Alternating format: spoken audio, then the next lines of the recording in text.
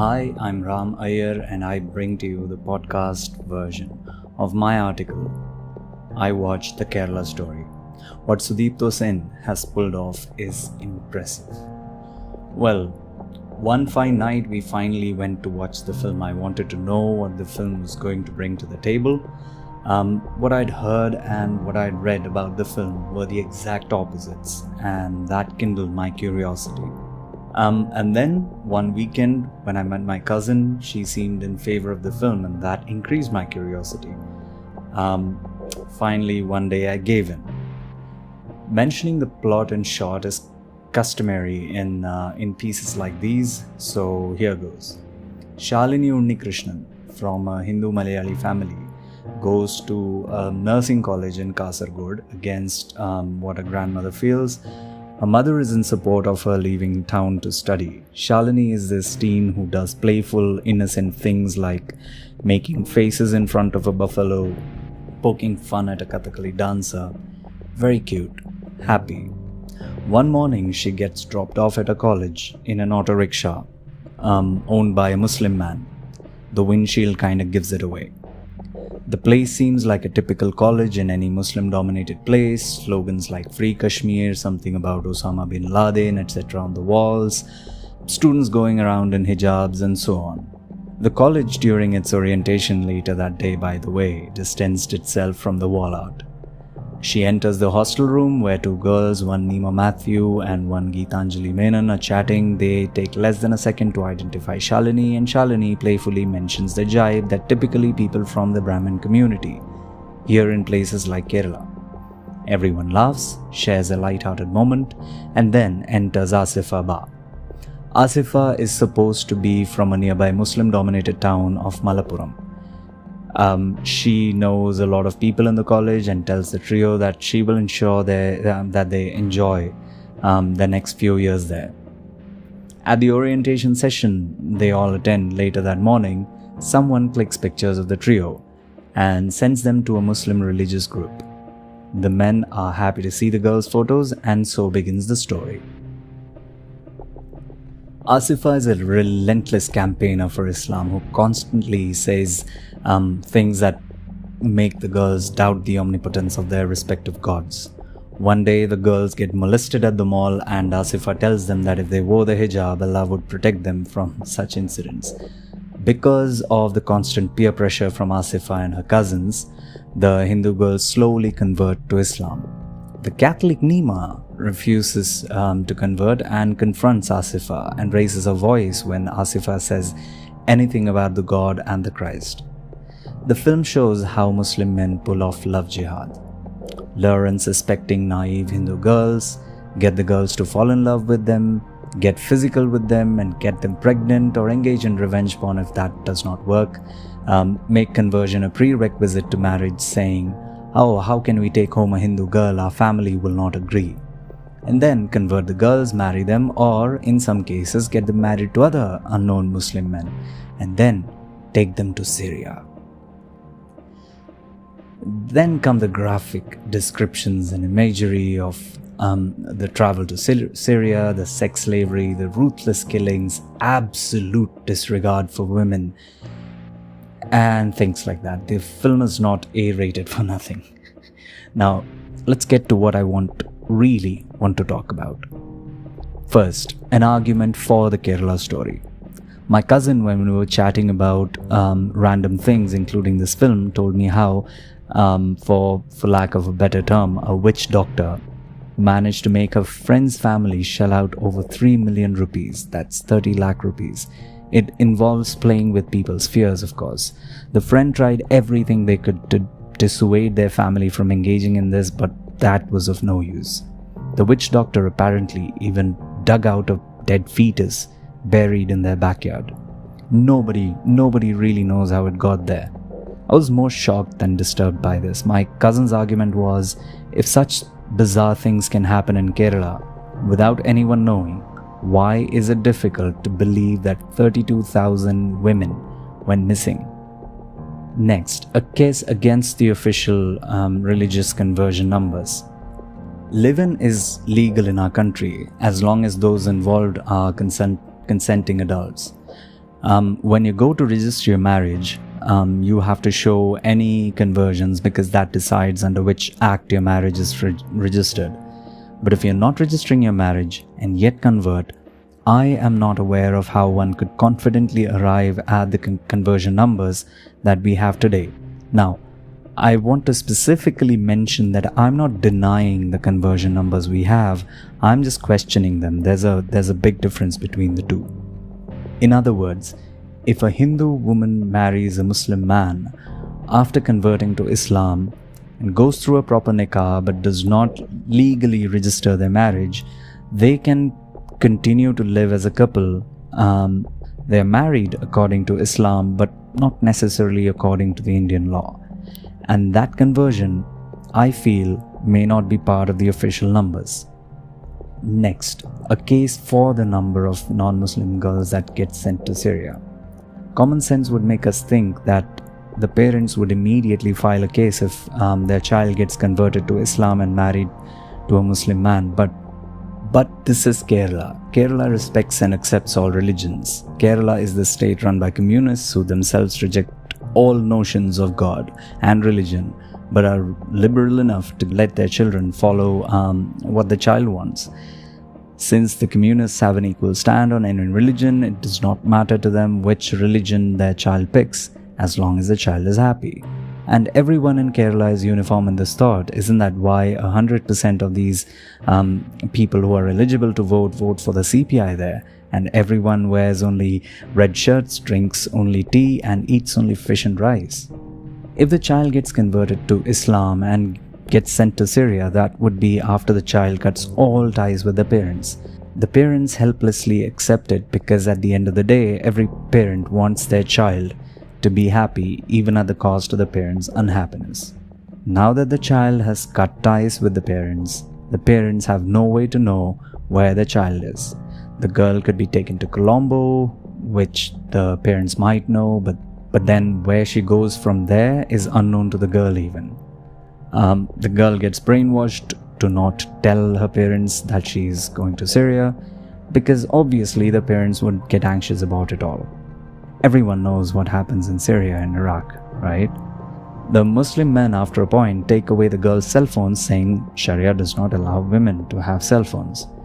As rightly pointed out by Shalini in the film, there was no cell phone when Sharia was written. But, as the film points out, the husband's word is the wife's command in Islam and other religions. But we're talking about Islam. The girl, during her indoctrination, gets detached from her family. The family hearing from the girl becomes a rather rare occurrence. The child's happiness is paramount, so they leave it at that because they feel their child is happy where she is. Because that's what parents are, naive and superhuman. And this way, the girls disappear. Great. Now, a case against the numbers in the film. Now, having the points presented by the film on the one side, let's examine how the numbers hold up otherwise, because a good argument must hold water. First, conversion and migration. The film, or at least the trailer, first claimed that 32,000 girls went missing from Kerala.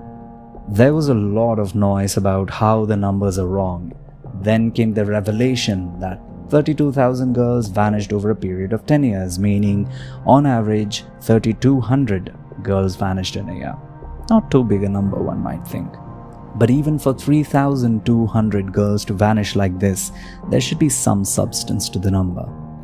When asked, Sudipto Sen said he derived this number from a 2010 report that Uman Chandi presented in the Kerala Assembly about the religious conversion of girls to Islam in 2010, and the report said the number was between 2,800 to 3,200.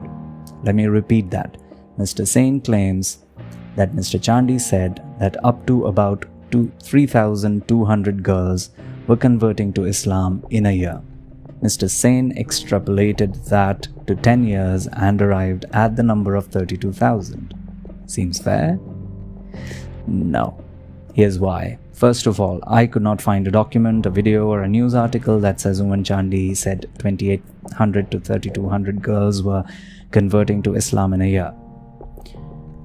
And you probably already know this. What I did find was him saying that in the period of 2009 to 2012, 2,667 women, of whom 2,195 were Hindus, converted to Islam. That means about 889 women in Kerala converted to Islam in a year on average in that period. But again, this says converted to Islam. I found no reference to that all these young women joined the ISIS after converting. We could extend this to the 32,000 as well, no matter how baseless the number is. In other words, what the film seems to imply is that every woman who converts to Islam does so only to join the ISIS. I find no reference to this anywhere, other than the film itself, of course. Most members of the ISIS, if not all, come from one sect of Islam, the Sunni sect. In fact, the Sunni jihadist sect. Well, are all Muslims Sunnis? Are all Sunnis jihadists?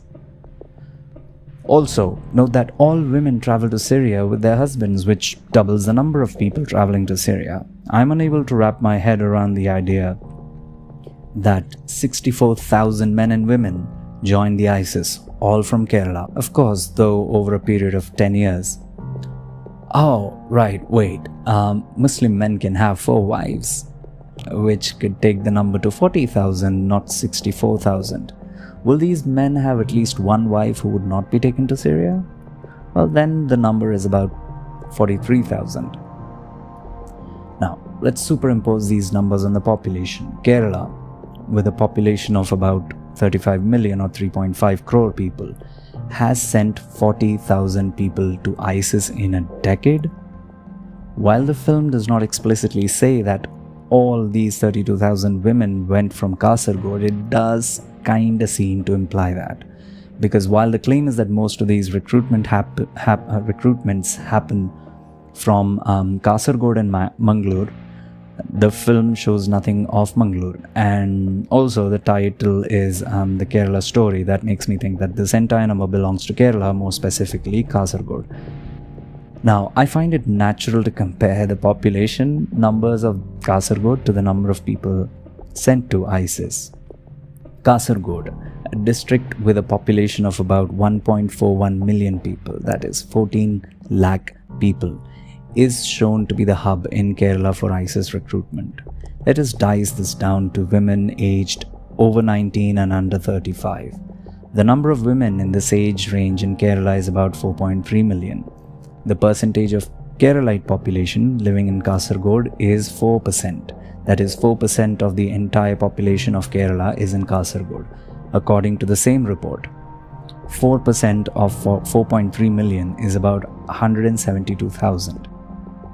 32,000 out of 172,000 women, or even 200,000, that's 2 lakh women, converted and vanished and nobody batted an eyelid? Quite a stretch if you ask me. Also, consider what the Union Minister of State for Home, Mr. G. Kishan Reddy, himself said in 2020 in the Parliament. And I quote, "Claiming presence of significant numbers of ISIS terrorists in Kerala and Karnataka is factually not correct.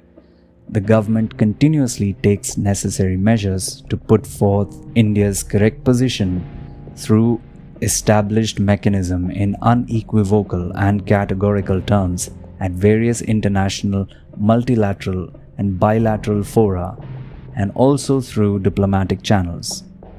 End quote.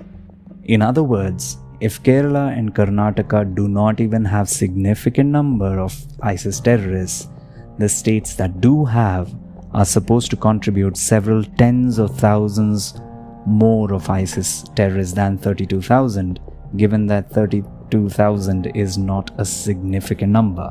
By that logic, the majority of ISIS operatives globally would be Indian. How could the film or the audience miss this point? Let's now come to the passport problem. The other aspect to be understood is passport ownership. A 2017 report from the Ministry of External Affairs, which basically is responsible for passports, said that the passport ownership in India stood at 5.15%. Even if one argued that the percentage had somehow doubled in the last 6 years and stood at 10%, we are still looking at a small number of passport holders.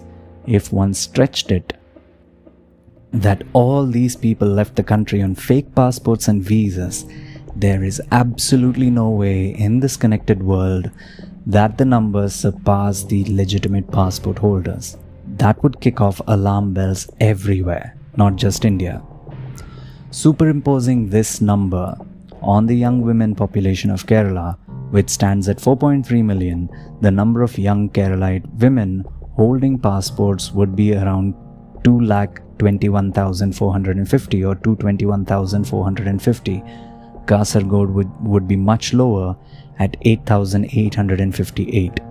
32,000 out of 8,858 women. Oh wait. For this math to work, the rate of passport ownership among young women in Kerala would have to be at least about 18.6%, and all of these women would have to convert to Islam and join the ISIS and travel. Granted, the passport ownership does seem to be the highest among students and among people whose income is above the poverty line. Still, what are the odds? Also, those above the poverty line are more likely to involve the concerned officials and push for inquiries. This is a wrong group to target, if you ask me. Now let us talk conversion. The conversion numbers are, in general, low for a good reason. Everyone gets indoctrinated with religious ideas at a very young age. This includes me, and this indoctrination is hard to beat. A very influential teacher of mine used to say things like what Asifa said in the film to an entire class of impressionable 10-year-olds, except our teacher was Christian. None of us converted to Christianity. During the Facebook era, she sent us messages about the greatness of the Christ and the saints. We either shut her off or respectfully declined to engage. None of us converted. No non-Muslim I know wears a hijab. None of those who have gotten sexually harassed wore a hijab to protect themselves from it. Instead, they took action. Nobody waited for God to come and protect them. Ask any of them and they'll tell you, well, God doesn't work like that. I mean, it would be silly for any of them to say, my God is useless because she or he can't protect me from molesters. In other words, most people I've seen fall in the Nima Matthew category when it comes to religion and conversions. Also, which teen or tween converts to a religion for the fear of hellfire? This is beyond laughable. Now, should the film be banned? I don't identify myself as a liberal. I stand for freedom of speech, but I also advocate reasonable restrictions to freedom of expression on public forums. Anybody who understands human psychology and the cinema market will understand this. This is a nuanced take, and controlling my temptation to explain it, generally speaking, though at the risk of sounding arbitrary, a person who is exercising their freedom of speech must exercise it responsibly, because people are impressionable. What will banning the film achieve, you might ask? People will circulate the film on the web or platforms like Telegram, and everybody who wants to watch it will, you might say. And you'd be right. Banning the film will have the same effect as banning the BBC documentary on Mr. Modi had.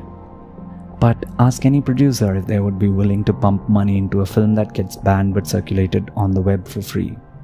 We must understand, at least after the Kashmir Files and the Kerala Story, that these films get made because of the money they make. These are easy wins. They have nothing to do with the communities they claim to represent. These films get made to earn well on the box office. Political parties that can gain from such films will utilize them to their advantage. The producers will be happy, the politicians will be happy, the audience will feel entertained and walk out of the theaters with their blood boiling. But the communities who need a voice will continue to be ignored. Neither the politicians nor the filmmakers will do anything about it, because what more can a filmmaker do? Nor will the people hold the government accountable for these things. It is happening with the Kashmiri Pandits. It will happen with the girls that get converted and sent to Syria, not just from Kerala, but across India. That part will not change. There will be promises made about these changes, but nothing will happen on the ground. What will happen though is that one section of the society will alienate another for no good reason. Note that in cases like conversions, the administration alone cannot possibly do much more than creating laws and putting in place an efficient law enforcement. A lot of it is in the hands of the people. Now, let's talk about the 150 rupee lesson that I learned. When I said that Sudipto Sen pulled off something impressive, I meant it with no sarcasm. Vivek Agnihotri showed the way and Sudipto Sen raised, or should it be lowered, the bar. If you watch the film, which I suppose you could on OTT later this year, you will feel that people with iPhones and a rudimentary knowledge of Blender make better films than this in terms of production quality. And the story, as my brother put it the other day, was jarring. Am I denying conversions? No. Am I denying Islam extremists having terror links? No. Am I denying that members of the ISIS brainwash women into joining them and make them sex slaves? No. But that is the thing. Sudipto Sen cooked up something with little substance and mostly baseless, hateful fluff. The little investment he made will get him disproportionately massive returns. What do I mean? First, he weaponized the trailer. He made a tall claim of 32,000 girls missing from Kerala, rotting or dying in prisons or ISIS camps. He changed it later to a story of 3 girls, which was a brilliant stroke. The tall claim resonated in the echo chamber that subscribes to that view and those looking to enter it. The fact checkers can come later, and to satisfy them, the number can always be corrected. It was a brilliant stroke because now everyone will watch the film with the 32,000 lens. Second, when challenged, he said he had done his own research and this number could not have been gotten from government numbers because, everybody is involved. In other words, he made up a conspiracy theory. That automatically took the credibility of any official statistics that we could get away. Later, apparently, he asked at the JNU, do numbers matter? Third, he touched particularly sensitive areas that people otherwise think twice about speaking in public. This led to people discussing these primarily in closed circles in whispers. This added to the bit about the conspiracy theory and ensured that it spread a lot more because we are suckers for conspiracy theories. Fourth, he did not put the government in a spot. He never mentioned anything about the government of India except implying that agencies such as the Intelligence Bureau were sleeping when 32,000 girls disappeared to ISIS camps right under their noses. He probably knew that when Kerala appears in the title, the politicians and others in Kerala and nobody else will react. Only those who did not miss their civics class would know that national security comes under the union list in the constitution, with the government of India having exclusive control over it, which is also why I quote the Union Minister of Home there, the Union Minister of Home. He perhaps also knew that the incumbent administration at the center will keep mum because the narrative favors the most powerful political party there. More so when the narrative implicitly attacks a state, which the party is looking to create its base in, and explicitly attacks communism. Fifth, blame it on the absence of teachings of Hinduism in families. In broken Malayalam and Hindi, Geetanjali tells her father that because he did not teach her anything about the Hindu values and taught her only communism, she ended up being manipulated by Asifa. This is a general belief in the insecure Hindu minds. Why not play straight into it? Sixth, the film stars no major actors, except probably Devadarshini. Even the lead actor is essentially a nobody who has not appeared in any film of consequence or ever played a consequential role. Her acting skills are to be blamed for it, but whatever. Overall, it means low expenditure on the cast. 7. The crew probably hired an intern for the CGI. The flame scenes, for example, were as though done by a novice using the generic first tutorial Blender template in 15 minutes. 8. The dialogues were absolutely irritating, like force-fitted broken Malayalam, terrible accents, unbearable grammar. Well, wait a minute, isn't Ada Sharma supposed to be from Kerala? And then there is Asifa, who speaks the Mumbai Hindi in her attempt to seem South Indian. All this riled me up even more. Low effort and probably no expenditure on professional dialogue writing. Compare this with the accent of the ISIS operative in The Family Man, and you'll know what I'm talking about. But none of the last three matter because we are a culture who are innately imaginative.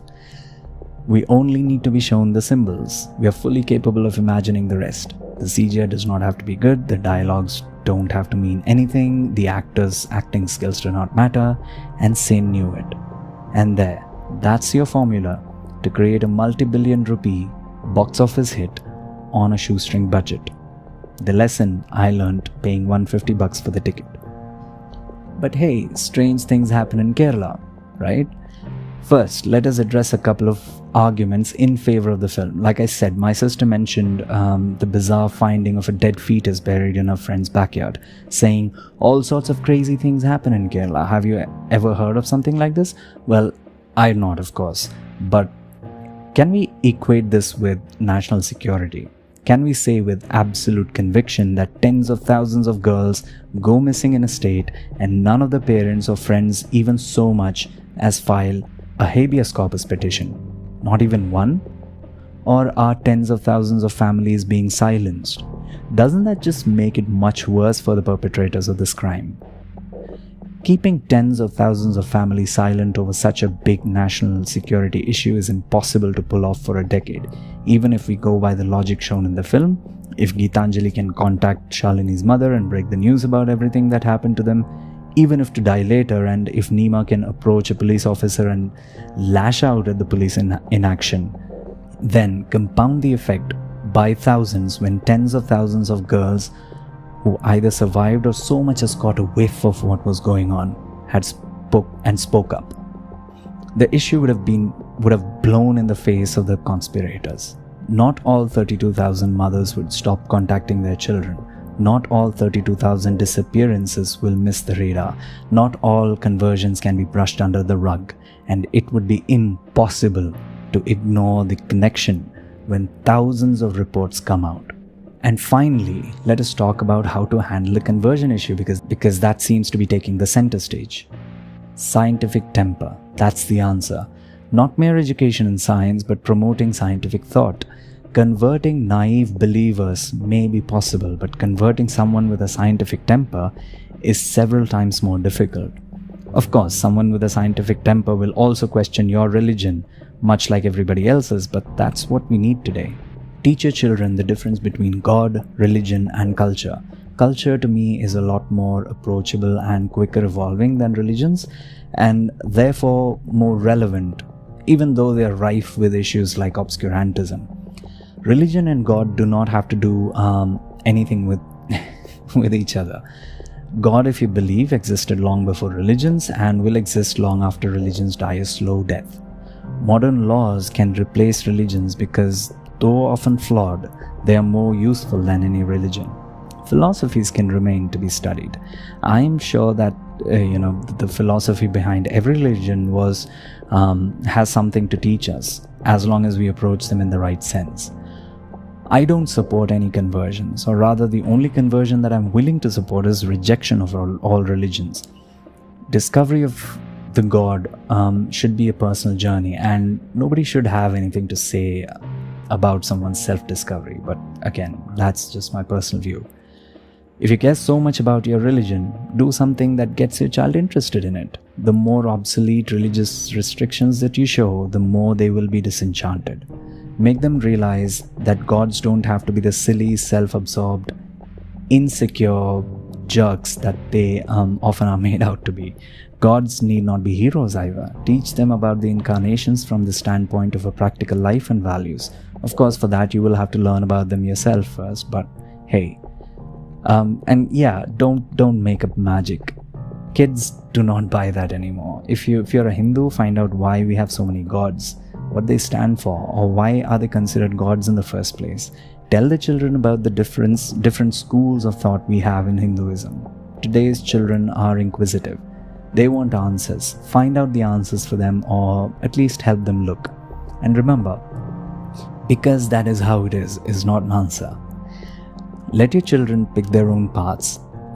Tell them enough so that they are empowered to pick one or many on their own. Teach them how to tell silly and deep apart. If your child tells you that gods are not real, ask her how she came to that conclusion. Get her to think. That is the important part. And most importantly, remember that fundamentalism is not the answer to fundamentalism. Do not listen to fundamentalists of any religion. Train your children to spot these red flags, and that these red flags apply to all religion. Also, tell them to stay away from any of these bring back the glory of the past campaigns, and that humanity should always look forward, because that is how time moves.